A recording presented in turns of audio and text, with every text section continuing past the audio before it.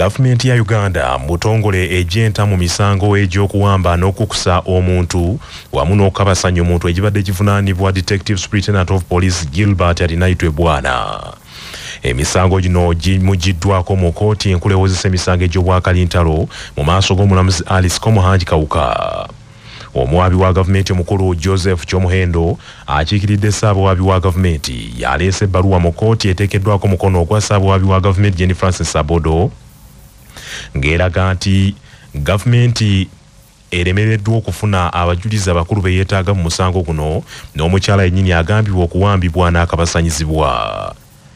Kooti bw'eti eyimbudde Adinaitwe Bwana era neeragira nti addizibwe ne paasipooti ye n'ebirala ebyamugibwako bwe yali akwatibwa era n'ensimbi obukadde 2 ezamugibwako nga kakalu ka kooti.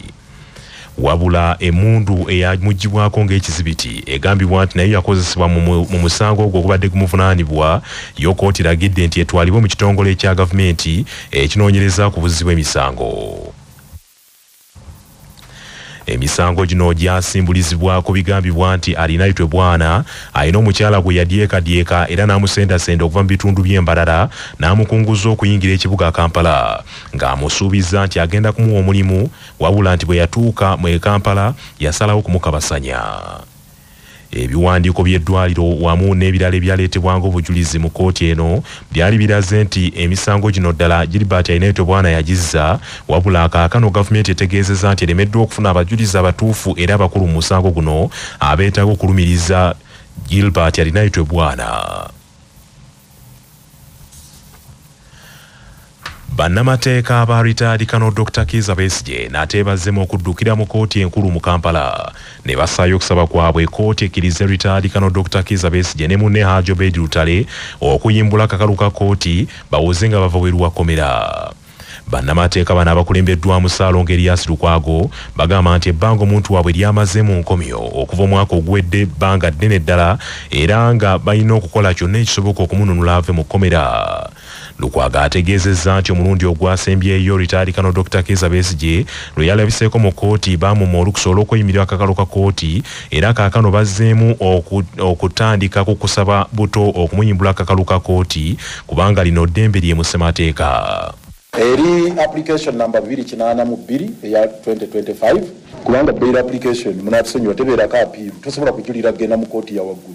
Kesiro aliwo agamba nti singa bakoma bail era oddayo mu kooti y'emu oyinza n'okuddayo mu maaso g'omulamuzi y'omu oyinza n'okufayiringa bail applications 10 oba 10 okuva ku makya olweggulo n'oddayo so katugendera kiteekayo ne bwe neddayo mu maaso ga Rosette Kanya era alina okugiwuliriza naye ku mulundi guno tugenda ebisooka ebisinga byaggwa. Ekisooka kooti yasalawo dda nti Dr. Besigye muntumula munnyo statesman musajja ow'ekitiibwa gwe baali bawaddeko bail ku misango eminene ennyo egya rape egya treason egya terrorism n'atadduka era n'atataataganya kunoonyereza ekyo kyaggwa.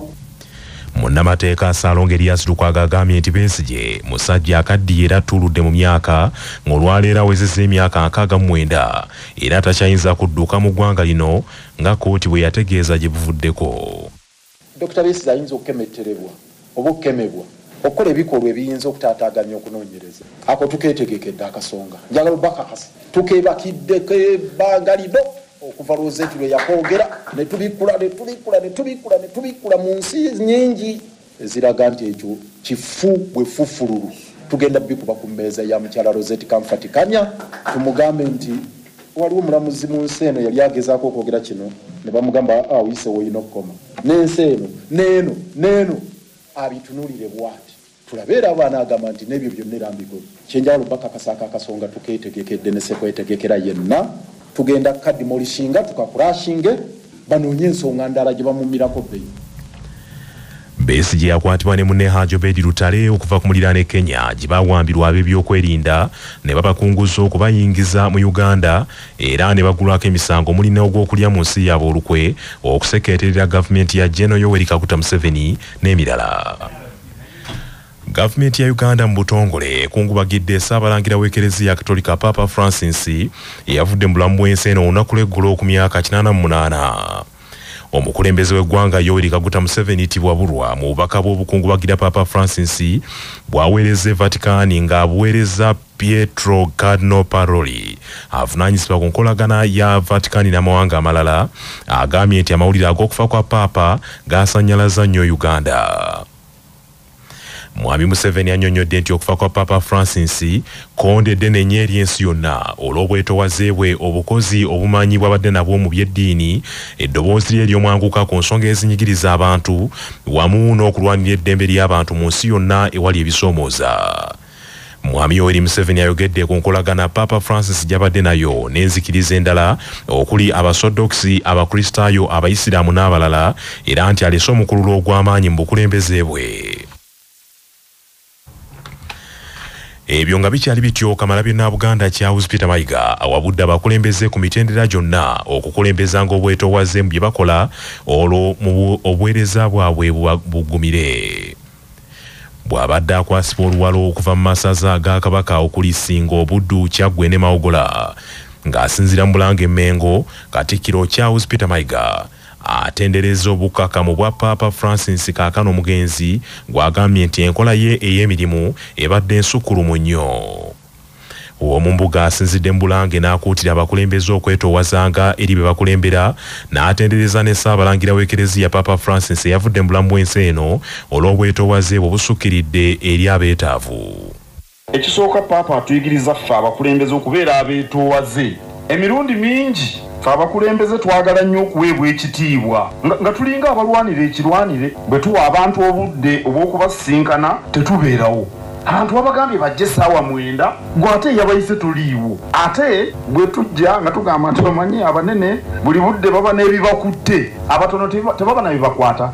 Ebitukwata biyinza okubeerawo, bibeerawo, naye kiki ekitugaana okugamba ababadde batulindiridde nti batusonyiwe wabaddewo ebitukutte? Omunene ajjaawo se baakola bibyo mulinga mu abatalina na byakukola byenjogerako temubirabangako. Bwe tulamusa abantu fe abanene abakulembeze tubeera ng'ababayamba obuyambi.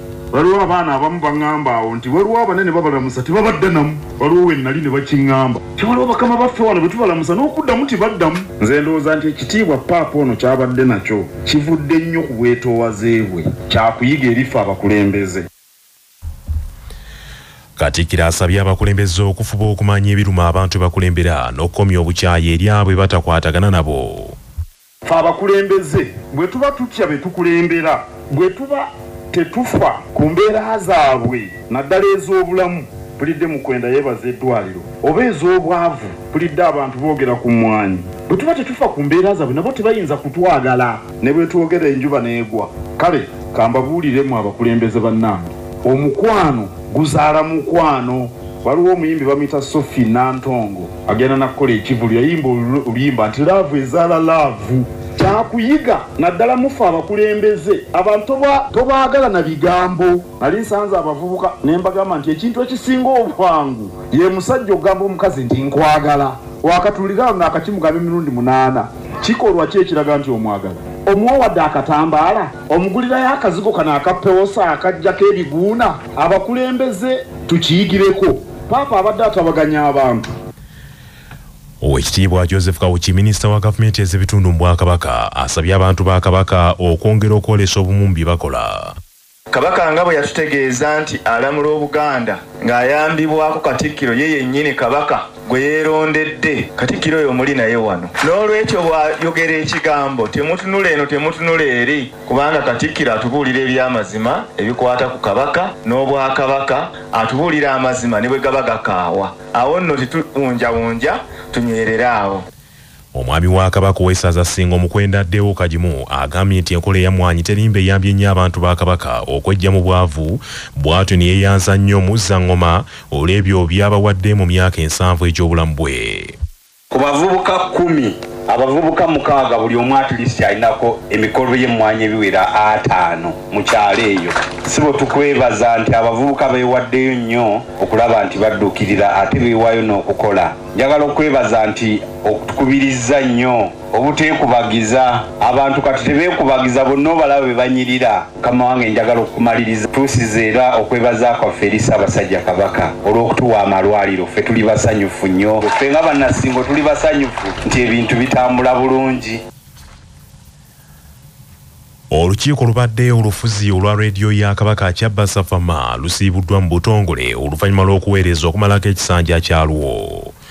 Olukiiko luno olumaze emyaka 6 nga lulabirira laadiyo y'Omutanda nga lukulirwa omukungu Mathias Katamba ssentebe waalwo, omukungu David Balaka nga ye mumyuka wa ssentebe, ow'ekitiibwa John W. Katende, omukungu John Fred Kiyimba Freeman, omukungu Mansour Binya, omukungu Solomon Nasejje, omukungu Jamiru Sewanyana n'omukungu Michael Kawoya Mwebe. Bw'abadde asiibula olukiiko luno n'okwebaza emirimu gye lukoze ku mukolo ogubadde mu Butikkiro, Kamalabyonna Charles Peter Mayiga agambye nti laadiyo ya Kabaka Kyabasa efubye nnyo okusukkuluma ku kitiibwa eky'okuyitibwa obuyitibwa leediyo n'olw'enkulaakulana erabwako gyetuusizza ku bantu ba Kabaka. Okuwa emirimu abakozi CBS bawadde emirimu, okuleeta enkulaakulana ku lwokubiri nabadde n'abibiina bya CBS Pewosa, ne leero mbadde nabo tubadde mu luwalo aba buddu CBS Pewosa baleese obukadde 20 oba mu bubiri. Teberezanga buli memba awadde 2,000 zokka bwe ziti. Abantu bibayiiza bizigo sabbuuni, waliwo abakubira mwami Kasozo ne baga twagala ebizigo bya Pewosa. Enkulaakulana kaweefube gwe tubuliko yenna oba abadde wa toffaali oba wa mmwanyi oba wa biki nga CBS kwe tuyimiridde kyakwenyumirizaamu ky'amaanyi obuwangwa n'ennono. Kabaka Daudi Chwa talina reediyo, Kabaka Mwanga talina reediyo, wadde Kabaka Muteto okubiri talina reediyo. Naye kati Kabaka ono alina reediyo eyiye ku bubwe. Siroosa nti mu Buganda emyaka gye yakamala ensonga z'obuwangwa n'ennono zaali zisaasaanyiziddwa nga bwe kibaddewo ku mulembe omutebe olwa CBS ne BBS. Katikkiro yeebazizza abaweereza ba Ssaabasajja Kabaka ab'oku ntikko ku Kyabasa abawadde ebiseera amagezi n'ensimbi enkalu okukuumira laadiyo ya Kabaka ku mutindo ate n'evumbeesa emikutu gya reediyo gyonna mu Uganda.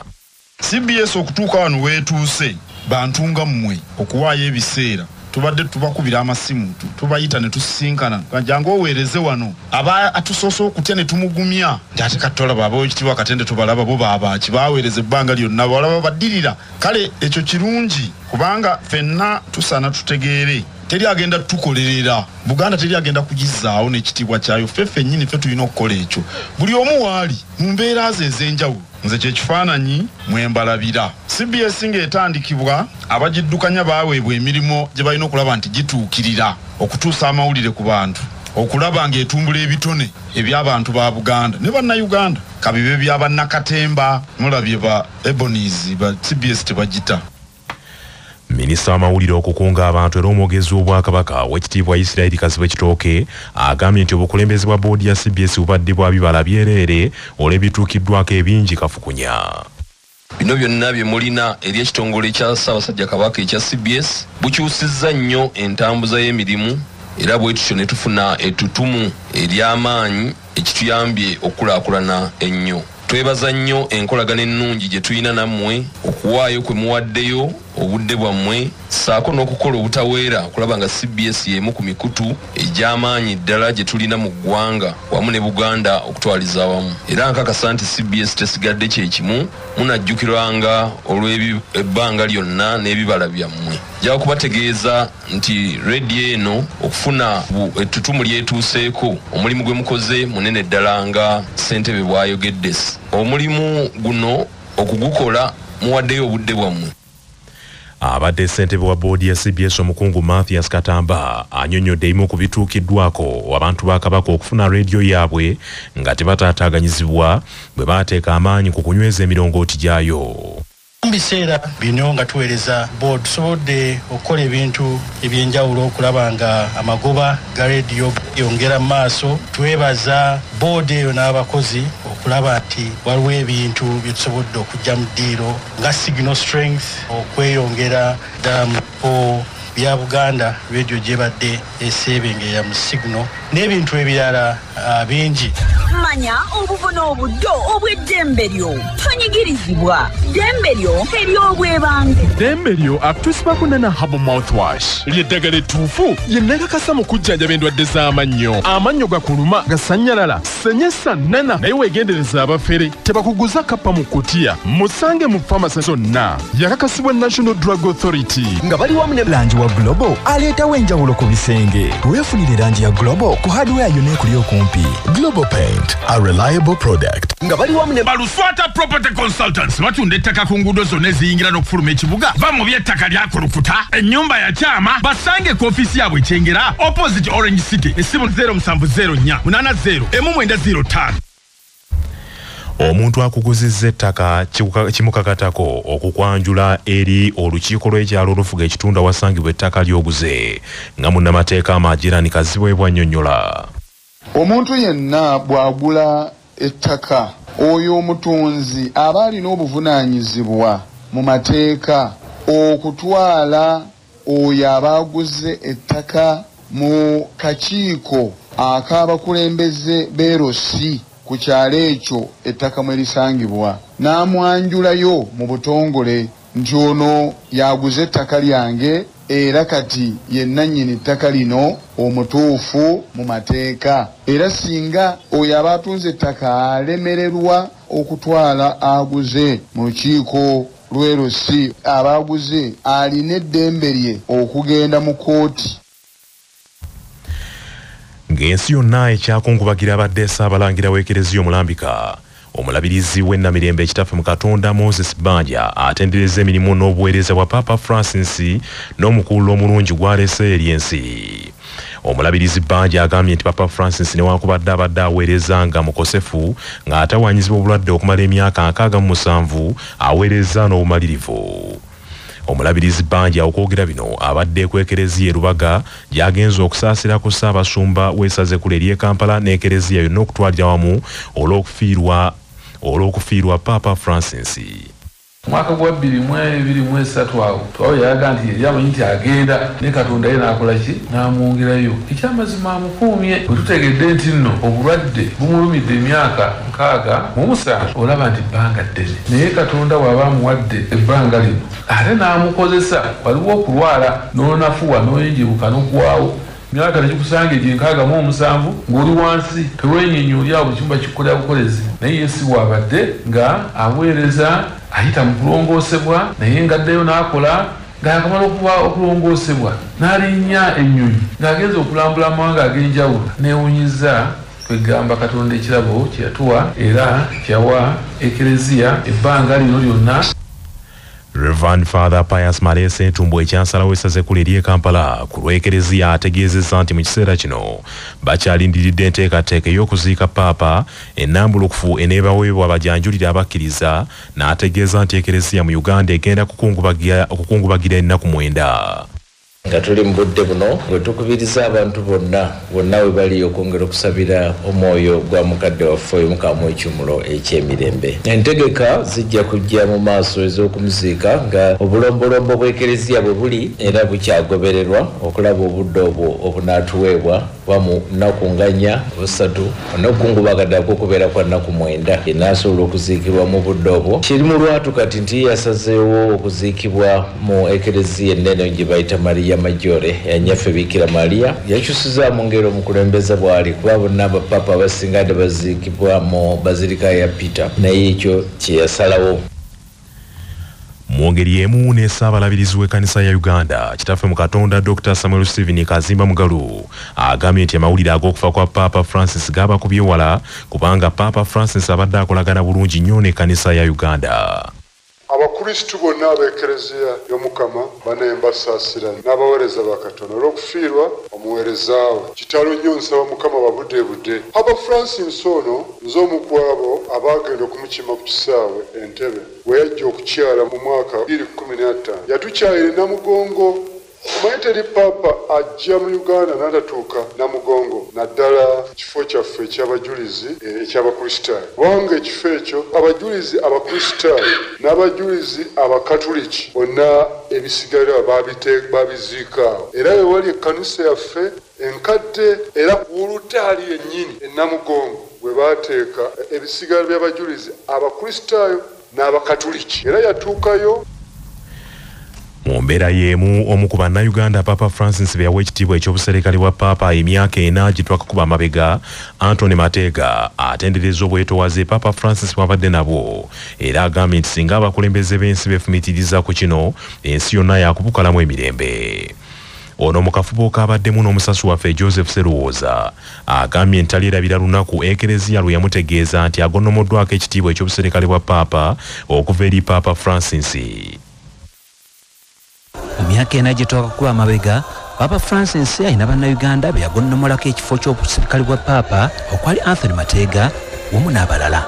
Anthony Mateega alambulula ku basirikale ba Papa be yalondebwa nabo. Mulembe gwa Papa Francis benzijukira obulungi Papa Francis be yalonda mulimu Mwami Emmanuel Katongole, Mwami Joseph Yiga, mukyala Dame Regius Yiga, omusirikale omukazi owa Papa amuyita Dame, mukyala Immaculate Nansubuga, Professor Kasenene Peter, Dr. Saturnus Kasozi, Antonio Mateega musajja waabwe nzenze nnyini, Joseph Swata, n'alonda omukyala Dame Nabukeera Gertrude, n'alonda ne Omwami Dick Muwanga. Anthony Mateega agamba nti talyerabira Ekereziya bwe yamubuulira nti omu ku basirikale ba Papa balondeddwa. Byatugwira bugwizi kyekisooka. Ekereziya erina bwekola ebyayo. Ffe situamanya nakumanya balabirawo nga batuyise nga n'ebbaluwa ze batuwa zirina mu Lulatini. Nalambuludde lwaki ekitiibwa ekyamuweebwa ne banne kyanjawulo ku bitiibwa ebirala ebiweebwa abantu ba bulijjo mu Ekereziya Katulika. Ekitiibwa kiva wa Papa nga gwe kikoledde application tekiriiyo kubanga ekitiibwa eky'obusirikale bwa Papa yennyini yakyegabira. Agamba nti yadde ekitiibwa kino kyamusanga Uganda